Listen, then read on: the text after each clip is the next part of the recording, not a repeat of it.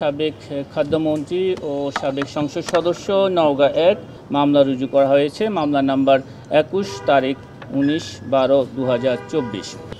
অভিযোগ সংশ্লিষ্ট জনাব সাধন চন্দ্র মজুমদার, সাবেক খাদ্যমন্ত্রী ও সাবেক সংসদ সদস্য নওগাঁ ১ কর্তৃক ২৫,৬৬,৬৬,২৩৮ টাকা মূল্যের জ্ঞাত আয়ের উৎস বহির্ভূত সম্পদ অর্জন এবং ৬৫টি ব্যাংক হিসাবে ৪৩,৪,৪৭,৩৭৫ টাকার অস্বাভাবিক লেনদেনের মাধ্যমে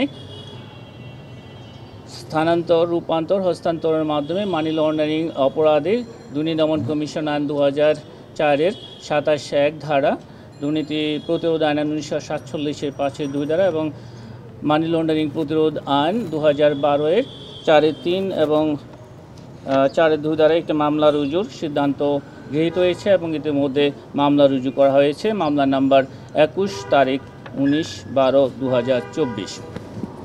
এছাড়া অভিযোগ সংশ্লিষ্ট জনাব সাধন চন্দ্র মজুমদারের ৪ মেয়ে, জনাব কাবেরী রানী মজুমদার, জনাব সোমা রানী মজুমদার, জনাব কৃষ্ণা রানী মজুমদার ও জনাব ত্রিনা মজুমদারের বিরুদ্ধে জ্ঞাত আয় বহির্ভূত সম্পদ অর্জনের অভিযোগের প্রাথমিক সত্যতা পাওয়ায় তাদের বিরুদ্ধে সম্পদ বিবরণী দাখিলের নোটিশ জারির সুপারিশ করা হয়েছে এবং উক্ত সুপারিশের প্রেক্ষিতে তাদের বধূ সম্পদ বিবরণী নোটিশ জারি করা হবে।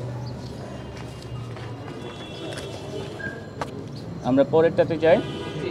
ইসলামী ব্যাংক বাংলাদেশ লিমিটেড চাকতাই শাখা চট্টগ্রাম হতে মেসার্স মুরাদ এন্টারপ্রাইজের নামে ১,০৯২.৪৬ কোটি টাকা ঋণ দেখিয়ে তা আত্মসাৎ এবং মানি লন্ডারিংয়ের অপরাধে আলোচিত ব্যবসায়ী এস আলমের ছেলে এবং ইসলামী ব্যাংকের সাবেক চেয়ারম্যান আহসানুল আলম, বর্তমান এমডি মোহাম্মদ মনিরুল মাওলা সহ পরিচালনা পর্ষদের ১৪ জন এবং এস আলমের ২ ভাই জনাব শহীদুল আলম এবং মোহাম্মদ রাশেদুল আলমের বিরুদ্ধে আজ একটি মামলা রুজু হয়েছে। মামলা নাম্বার ৩২ তারিখ ১৯/১২/২০২৪।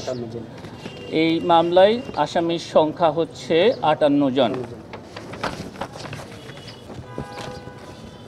আমরা পরেরটাতে যাচ্ছি।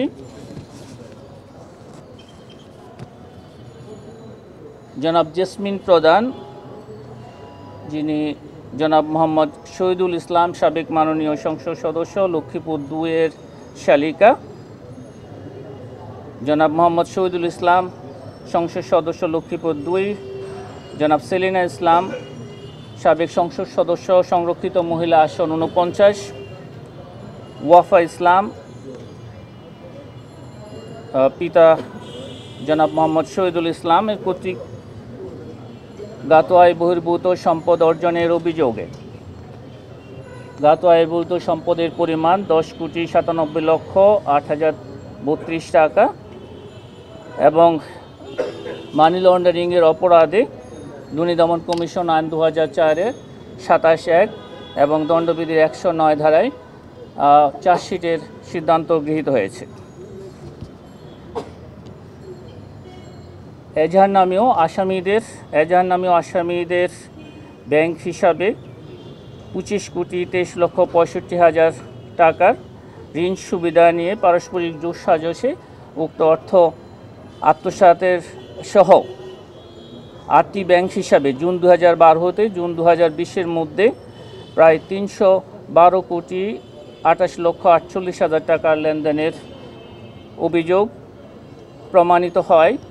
এই মামলায় চার্জশিটের অনুমোদন প্রদান করা হয়েছে।